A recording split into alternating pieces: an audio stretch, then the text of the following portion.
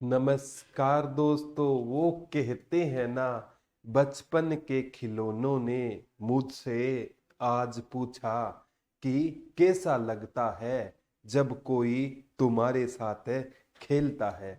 नमस्कार दोस्तों, एक बार फिर से आपका हार्दिक स्वागत है आपके अपने YouTube चैनल जीके भाई प्रदीप सर पे। आज प्यारे बच्चों, जो हम टॉपिक पढ़ने जा रहे हैं वो हरियाणा की मिट्टी, हरियाणा की मृदा। बहुत एग्जामों में यहाँ से क्वेश्चन है आए हुए हैं। किसे रोसली मिट्टी कहा जाता है, लवणीय व क्षारीय मिट्टी हरियाणा के कितने परसेंट हिस्से पर पाई जाती है, हरियाणा की मिट्टी की सबसे बड़ी समस्या क्या है, लाल चेस्टनट मिट्टी कहाँ पर पाई जाती है, किसे रेंगती हुई मृत्यु कहा जाता है, रोसली मिट्टी किसे कहा जाता है, डॉक्टर जसबीर सिंह ने मिट्टी को कितने भागों में बांटा था, डॉक्टर कोपेन ने क्या बताया था, ML भार्गव ने क्या बताया था। तो ये बहुत से क्वेश्चनों का आज आपको जवाब है मिलने वाला है। आज का हमारा टॉपिक रहेगा हरियाणा की मिट्टी। जय मां सरस्वती का नाम लेके आज का हमारा टॉपिक स्टार्ट कर रहे हैं। हरियाणा की मृदा या हरियाणा की मिट्टी का आज हम टॉपिक पढ़ेंगे। क्या पढ़ेंगे? पहले तो आपको पता होना चाहिए प्यारे बच्चों, केंद्रीय मिट्टी लवणता अनुसंधान केंद्र, केंद्रीय मिट्टी लवणता अनुसंधान केंद्र कहाँ पर रहेगा? तो केंद्रीय मिट्टी लवणता अनुसंधान केंद्र है ना, ये कहाँ पर रहेगा? तो केंद्रीय मिट्टी लवणता अनुसंधान केंद्र है ना, ये करनाल में रहेगा। कहाँ पर रहेगा? 1969 1969 में केंद्रीय मिट्टी लवणता अनुसंधान केंद्र बना था। और मतलब ये बहुत इंपॉर्टेंट है प्यारे बच्चों। अब बात आती है मृदा। मृदा को इंग्लिश में क्या कहा जाता है? सोल कहा जाता है। और ये ना सोलम से बना है। किस से बना है? सोलम, जो एक लेटिन भाषा का शब्द था सोलम। ठीक है, ये मतलब किस भाषा का शब्द है? लेटिन भाषा के शब्द सोलम से सोल बना है, यानी मिट्टी। और इसका अर्थ क्या होता है? फ्रस होता है। क्या होता है? फ्रस होता है। ठीक है, तो अब बात आती है प्यारे बच्चों, सबसे इंपॉर्टेंट बात आती है, जो धरती का ना ऊपरी आवरण होता है ना, उसमें जो छोटे छोटे कण पाए जाते हैं ना, उसी को क्या कहा जाता है? मृदा कहा जाता है। और उन कणों में ना प्यारे बच्चों अच्छी मतलब वनस्पति उगती है, अच्छे पेड़ पौधे उगते हैं। ठीक है, और हम कहते हैं कि वहाँ की मिट्टी फर्टाइल है, उपजाऊ है, और वहाँ की मिट्टी बेरन है, बंजर है। तो वो ये क्या होता है? मिट्टी के कारण ही ना, जहाँ की मिट्टी अच्छी होती है ना, वहाँ पर फसल क्या होती है? अच्छी होती है। तो ये सारा का सारा आज हम पढ़ने वाले हैं। तो ये मिट्टी को इंग्लिश में सोयल कहा जाता है। ये लेटिन भाषा के सोलम से बना हुआ है। जितने भी क्वेश्चन आज तक आए हैं ना, वो सारे के सारे मैं आपको करवाऊंगा। ये क्वेश्चन पूछा जाता है। और मृदा का निर्माण होता है ना, किससे होता है? अपर्दन की प्रक्रिया से। मृदा का निर्माण किससे होता है प्यारे बच्चों?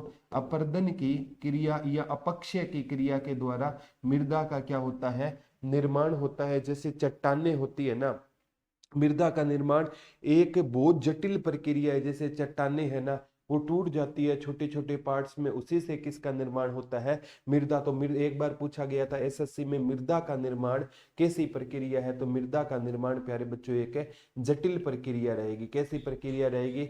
वो पूछेगा सरल है, जटिल है, मिश्रित है, तो आप कहोगे जटिल क्या रहेगी? प्रक्रिया रहेगी। किसका निर्माण? मृदा का निर्माण एक जटिल प्रक्रिया रहेगी। एक एग्जाम में पूछा गया था, मृदा के अध्ययन को क्या कहा जाता है? पेडोलॉजी कहा जाता है। मिट्टी के अध्ययन को क्या कहा जाएगा? पेडोलॉजी। किसके अध्ययन को कहा जाएगा? मिट्टी के अध्ययन को क्या कहा जाता है? पेडोलॉजी है ना, पेडोलॉजी है ना, वो किसके अध्ययन को कहा जाता है? मिट्टी के अध्ययन को क्या कहा जाएगा? पेडोलॉजी कहा जाएगा। ये भी आगामी एग्जाम में आपसे क्वेश्चन है पूछा जा सकता है। अब है ना, बहुत से भौगोलिक विद होते हैं, उन्होंने ना अलग अलग प्रकार की क्या बताई है? मिट्टी बताई है। लेकिन एक एग्जाम में ये क्वेश्चन पूछा गया था कि जो विश्व मृदा दिवस है ना, वो कब मनाया जाता है? 5 दिसंबर को। विश्व मृदा दिवस, विश्व मृदा दिवस कब मनाया जाता है? तो विश्व मृदा दिवस है ना, ये 5 दिसंबर को मनाया जाता है। और कब से मनाया जा रहा है? 2014 से विश्व मृदा दिवस या वर्ल्ड सोल डे कब से मनाया जा रहा है? 2014 से, यानी मतलब 5 दिसंबर को मनाया जाता है। ठीक है, ये 5 सितंबर को क्या होता है? Teacher day. 5 दिसंबर को विश्व मृदा दिवस के रूप में मनाया जाता है। और वैसे है ना प्यारे बच्चों, मिट्टी को, भारत की अगर मैं मिट्टी मिट्टी की बात करूँ ना, भारत की मिट्टी की बात करूं तो भारत में मिट्टी को 8 पार्टों में बांटा गया है। और हरियाणा की बात करूं ना तो डॉक्टर जसवीर जी ने ना हरियाणा की मिट्टी को कितने पार्टों में बांटा था, 6 पार्टों में बांटा था। वैसे मिट्टी के प्रकार पूछे ना टोटल कितने होते हैं, 8। और हरियाणा में ना लगभग अगर मैं बात करूं तो 6 प्रकार की हरियाणा में क्या पाई जाएगी, मिट्टी पाई जाएगी। ये क्वेश्चन पूछा गया था। और भारत में मिट्टी का पार्ट में बांटने वाली कौन होती है, ICAR होती है, जिसकी स्थापना 1929 में हुई थी। और इसका हेडक्वार्टर कहाँ पर रहेगा, नई दिल्ली में रहेगा, Indian council of agriculture research.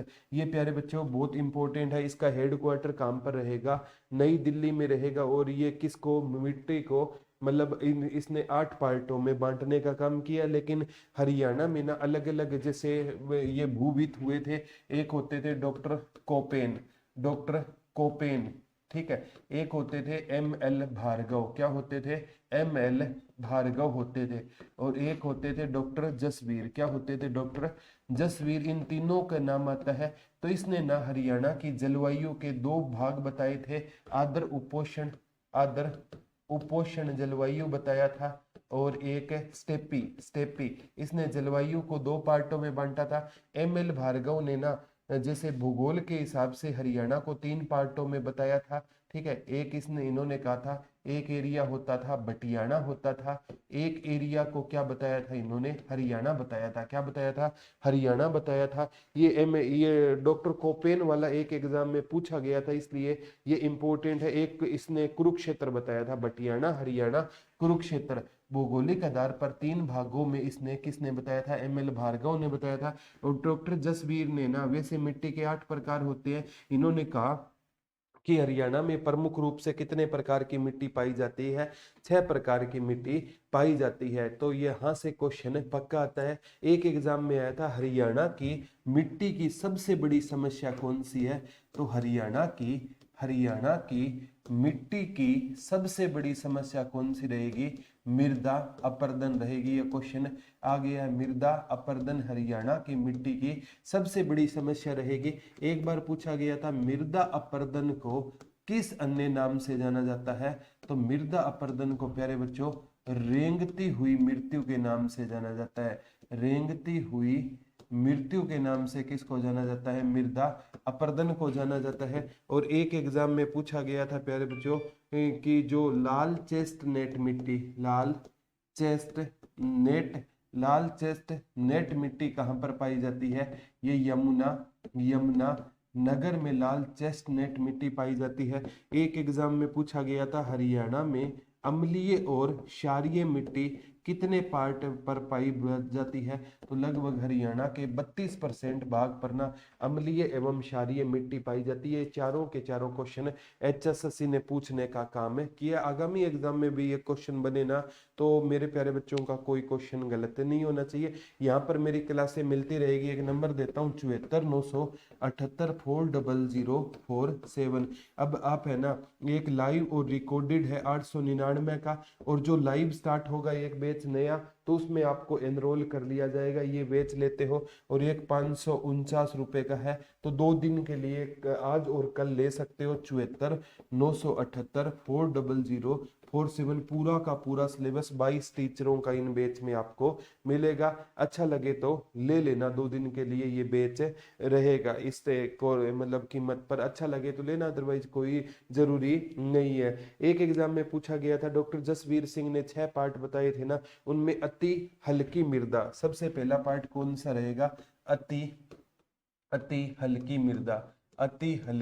मृदा यानी मतलब बिल्कुल भी हल्की मृदा। ये ना हरियाणा के जो एरिया, हमारी हरियाणा की जो सीमा है ना, राजस्थान से 1262 पढ़ते हो ना, तो हरियाणा की जो सीमा हमारी राजस्थान से लगती है ना, उसमें अति हल्की मृदा पाई जाती है। ठीक है, ये बहुत बार एग्जामों में आता है, अति हल्की जो मृदा है ना, हरियाणा की सीमा किससे लगती है, राजस्थान से। ये क्वेश्चन पूछा गया था। और इसे बालू मिट्टी के नाम से भी जाना जाता है। इसमें क्योंकि बालू की प्रधानता ज्यादा होती है, तो इसे बालू मिट्टी के उपनाम से भी इसे जाना जाता है, अति हल्की मृदा। एक बार यहाँ से क्वेश्चन पूछा गया था, इसमें ना पानी ग्रहण करने की क्षमता क्या होती है, कम होती है। ये इसमें ना पानी ग्रहण करने की, पानी ग्रहण करने की, पानी ग्रहण करने की क्षमता क्या होती है इसके अंदर, अपेक्षाकृत कम होती है। और ये क्या होती है प्यारे बच्चों, ये जल्दी सूख जाती है। क्या होती है, जल्दी सूख जाती है। हरियाणा के किन भागों में पाई जाती है, जैसे आप महेंद्रगढ़ का एग्जाम्पल ले सकते हो, भिवानी का एग्जाम्पल ले सकते हो, गुरुग्राम का एग्जाम्पल ले सकते हो। ठीक है, आप ये यहाँ इन पार्ट में ना ये अति हल्की मिट्टी पाई जाती है। एग्जाम में ये पूछा गया था। हाँ, सिरसा हिसार, सिरसा हिसार और मेवात का एरिया भी इसमें आ जाएगा। सिरसा हिसार और मेवात, सिरसा सिरसा हिसार और मेवात का एरिया भी इसके अंतर्गत आ जाएगा। तो इसमें ना प्यारे बच्चों कौन सा अनाज ज्यादा होता है, मोटा अनाज ज्यादा होता है। इस प्रकार की मिट्टी में ना, जैसे आप पढ़ोगे प्यारे बच्चों, जो चना होता है ना, ठीक है, वो इस एरिया में ज्यादा होता है। यानी मोटे अनाज के लिए ना कौन सी मिट्टी जरूरी है, अच्छी होती है, तो अति हल्की मृदा है ना, वो मोटे अनाज के लिए जरूरी होती है। तो अति हल्की मृदा कहाँ पर पाई जाती है, हरियाणा की जो सीमा राजस्थान से लगती है, इसमें बालू की मात्रा ज्यादा होती है, तो इसे बालू मिट्टी कहा जाता है। पानी ग्रहण करने की क्षमता ज्यादा नहीं होती है। एक बार एचएसएससी ने पूछा था हरियाणा की किस मिट्टी में पानी ग्रहण करने की क्षमता ज्यादा होती है, तो एचएसएससी ने माना था चिकनी मिट्टी में पानी ग्रहण करने की क्षमता क्या होती है, ज्यादा। एक बार पूछा था हरियाणा में कौन सी मिट्टी नहीं पाई जाती, और एचएसएससी ने माना था हरियाणा में कौन सी मिट्टी नहीं पाई जाती, काली मिट्टी नहीं पाई जाती। जो प्यारे बच्चों मैं जो इंपॉर्टेंट बताता हूँ ना, वो क्वेश्चन साथ के साथ नोट डाउन कर लिया करो। ये अब आती है दूसरे नंबर पर हल्की मृदा। एक तो होती है अति हल्की मृदा, और दूसरे नंबर पर क्या रहेगी, हल्की मृदा। कौन सी मृदा प्यारे बच्चों, दूसरे नंबर पर कौन सी मृदा रहेगी, हल्की मृदा होती है। ये उसी प्रकार की होती है। इसमें ना इसे को मतलब अति हल्की मृदा है ना, इसको भी दो पार्टों में बांटा गया है, एक बलुई दोमट और एक अपेक्षाकृत। एक तो होता है इसमें, इसे बलुई बलुई दोमट मृदा के नाम से जाना जाता है। एक अपेक्षाकृत अपेक्षाकृत बालू बालू बालू दोमट मृदा के नाम से जाना जाता है। अपेक्षाकृत बालू दोमट मिट्टी के नाम से जाना जाता है। बालू दोमट मिट्टी के नाम से इसको जाना जाता है। तो प्यारे बच्चों इतना याद कर लेना। हल्की मृदा आगे दो पार्ट, एक है अति हल्की मृदा जो राजस्थान वाले एरिया में ज्यादा पाई जाती है, हिसार हो गया, सिरसा हो गया, भिवानी हो गया, महेंद्रगढ़ हो गया, ये एरिया उसमें आते हैं, और इसमें मोटा अनाज ज्यादा होता है। हल्की मिट्टी के दो पार्ट है, एक तो बलुई दोमट रहेगी, एक अपेक्षाकृत बालू दोमट मिट्टी होगी। पहले अपेक्षाकृत बालू दोमट मिट्टी के बारे में पढ़ते हैं। इसमें ना बालू की मात्रा क्या होती है, ज्यादा होती है। अपेक्षाकृत बालू दोमट मिट्टी में बालू की मात्रा ज्यादा होती है, और इसे किस नाम से जाना जाता है, हरियाणा में ये क्वेश्चन आया था, रोसली मिट्टी के नाम से या रोसली मृदा के नाम से हरियाणा में किसको जाना जाता है,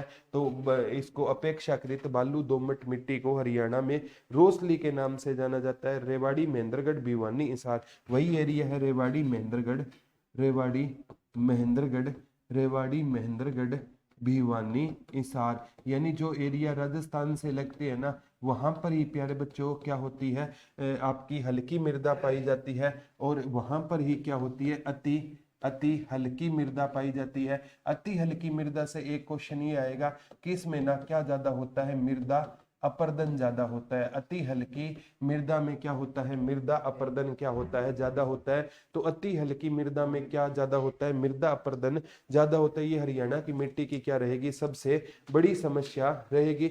जितने भी क्वेश्चन आज तक बने हैं ना, मैं सारे के सारों को शॉर्ट लिस्टेड कर कर लाता हूं। अब जो अपेक्षाकृत बालू के बारे में पढ़ रहे थे ना, अपेक्षाकृत बालू दोमट मिट्टी ये नरम होती है, तो नरम होती है, जुताई करने में आसान होती है। अपेक्षाकृत बालू दोमट की बात करूं ना, अपेक्षाकृत बालू दोमट मिट्टी की बात करूं, तो ये क्या होती है, ये नरम होती है। नरम होती है ना, तो इसमें ना प्यारे बच्चों खेती करना या कृषि करना क्या होता है, आसान होता है। और इसे रोसली मिट्टी के नाम से ही जाना जाता है। किस मिट्टी के नाम से जाना जाता है, रोसली मिट्टी के नाम से इसको जाना जाता है। अपेक्षाकृत बालू दोमट मिट्टी ये क्या होती है, मतलब हल्की मृदा का क्या रहेगा, ये प्रकार रहेगा। अब बलुई दोमट मिट्टी पूछे ना, बलुई दोमट मिट्टी, बलुई दोमट मिट्टी, तो बलुई दोमट मिट्टी या मृदा है ना, ये घग्गर के एरिया में पाई जाती है। घग्गर के, ये उपजाऊ घग्गर के एरिया में पाई जाती है।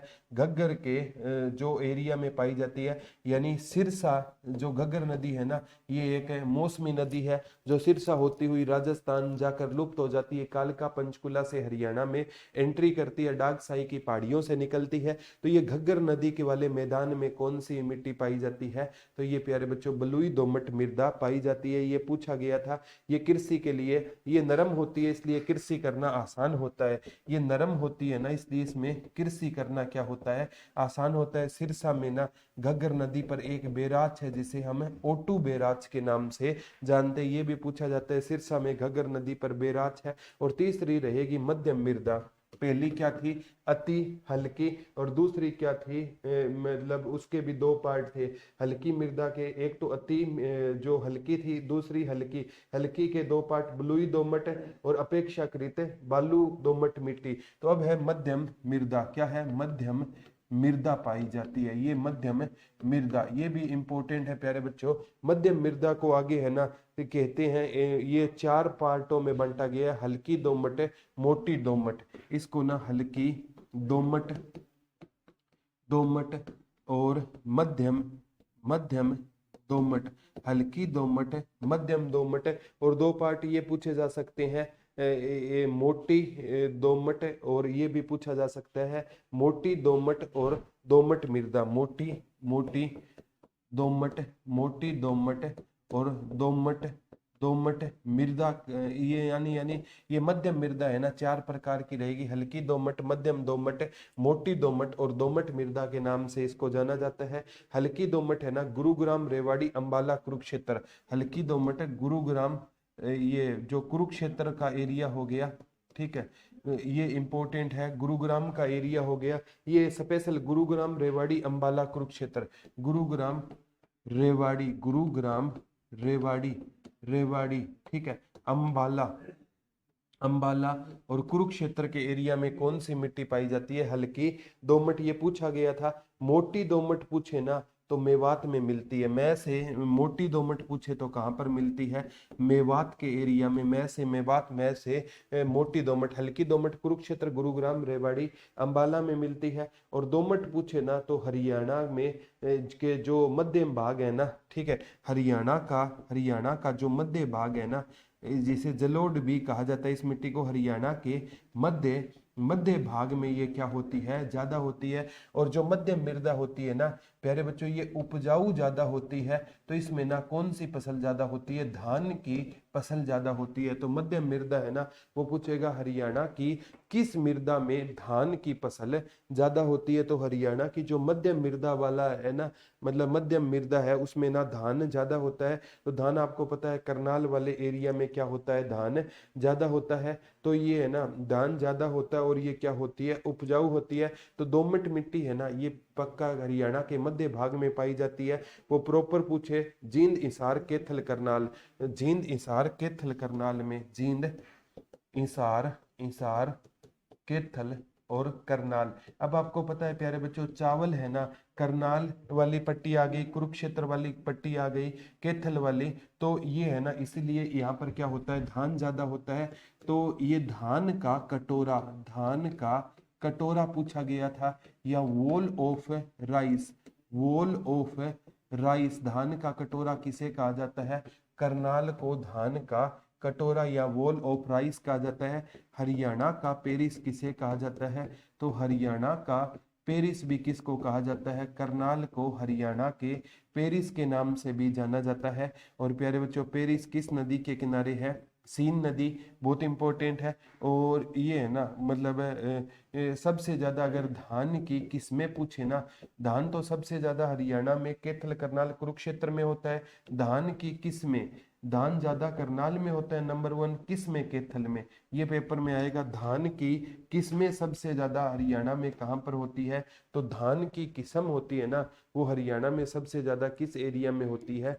कैथल में धान की किस्म क्या होती है? हरियाणा में सबसे ज्यादा होती है। ये भी पूछा जा सकता है, हरियाणा में धान की किस्में ज्यादा कहाँ पर होती है? कैथल होती है। हरियाणा में धान ज्यादा कहाँ पर होता है? करनाल में ज्यादा होता है धान। और करनाल का कौन सा जो चावल होता है वो पूरे विश्व में निर्यात किया जाता है या फेमस? ये कमेंट करके आप जरूर बताना। तो प्यारे बच्चों, डॉक्टर जसवीर सिंह ने ना ये भू गर्भ के लिए बहुत अच्छे नाम है डॉक्टर जसवीर। वैसे तो मिट्टी भारत की मैं बात करूं 8 प्रकार की है, तो डॉक्टर जसवीर ने हरियाणा में मिट्टी के कितने प्रकार बताए थे? 6 प्रकार की हरियाणा में डॉक्टर जसवीर ने क्या बताई थी? मिट्टी बताई थी। ये आगामी एग्जाम में ये क्वेश्चन ना 101% आपसे आगामी एग्जाम में पूछा जा सकता है, तो ये याद कर लेना। डॉक्टर कोपेन है, उन्होंने 2 प्रकार की जलवायु बताई थी। ML भार्गव ने हरियाणा को भौगोलिक रूप से कितने पार्टों में बताया था? 3 पार्टों में। केंद्रीय मिट्टी लवणता अनुसंधान केंद्र करनाल 1969 में बना। गेहूं अनुसंधान निदेशालय पूछे करनाल में है, वो 1978 में बना था। कब बना था? 1978 में बना था। और प्यारे बच्चों, लवणीय व क्षारीय मिट्टी, ये पेपर में बहुत बार आता है। लवणीय व क्षारीय मिट्टी हरियाणा के कितने एरिया में पाई जाती है? लवणीय और क्षारीय मिट्टी, लवणीय और क्षारीय मिट्टी हरियाणा के कितने एरिया में पाई जाती है? तो हरियाणा के 32% एरिया में कौन सी मिट्टी पाई जाती है? लवणीय और क्षारीय मिट्टी हरियाणा के कितने एरिया में पाई जाती है? तो लवणीय और क्षारीय मिट्टी हरियाणा के 32% एरिया में पाई जाती है। ये भी आगामी एग्जाम में आपसे क्वेश्चन पूछा जा सकता है। तो जैसे मिट्टी से रिलेटेड आज तक कितने क्वेश्चन आए हैं? एक तो हरियाणा की मिट्टी की सबसे बड़ी समस्या मृदा प्रदन, मृदा प्रदन को किस नाम से जाना जाता है? रेंगती हुई मृत्यु के नाम से जाना जाता है। और एक पूछा गया था, हरियाणा में कौन सी मिट्टी नहीं पाई जाती? काली मिट्टी। एक है जल धारण करने की सबसे ज्यादा क्षमता किस मिट्टी में होती है? चिकनी मिट्टी में होती है। एक बात है जो अपेक्षाकृत बालू दोमट मिट्टी है ना, उसमें क्या उसे किस नाम से जाना जाता है? रोसली के नाम से जाना जाता है। लाल चेस्टनट मिट्टी कहाँ पर पाई जाती है? यमुनानगर में लाल चेस्टनट मिट्टी पाई जाती है। मोरनी की जो पहाड़ियां है ना, वहां पर एक बार पूछा गया था, चट्टानी मिट्टी पाई जाती है। मोरनी की पहाड़ियां है ना जो पंचकुला में, वहां पर कौन सी मिट्टी पाई जाती है? चट्टानी मिट्टी पाई जाती है। तो मृदा है ना, इसके 3 पार्ट हमने पढ़े थे, 3 पार्ट कल के लेक्चर में हमें पढ़ेंगे। और ज्यादा प्यारे बच्चों, अभी आपके पास टाइम है ना, थोड़ा सा कंसेप्ट को डिटेल में पढ़ो। अभी मेरे को कहीं जाना था ना, तो अभी कल है ना इसका एक पार्ट और डाल दूंगा। तो थोड़ा सा ना आप स्टडी को और अच्छे से अध्ययन करने की कोशिश किया करो। एग्जाम में ना क्वेश्चन मिट्टी से पक्का आएगा। और मैं तो कहता हूँ कोई भी एग्जाम में ना कोई क्वेश्चन एक बार बनता है ना, उसको इतना डिटेल में अध्ययन किया करो कि आगामी एग्जाम में वो क्वेश्चन आए तो आपका वो क्वेश्चन है गलत है नहीं होना चाहिए किसी भी हालात में। तो आज के लिए इतना ही रहेगा, कल आपसे दोबारा रूबरू होंगे। तब तक के लिए हंसते रहिए, मुस्कुराते रहिए, अपना और अपनों का ध्यान रखिए। धन्यवाद दोस्तों। जय हिंद, जय भारत।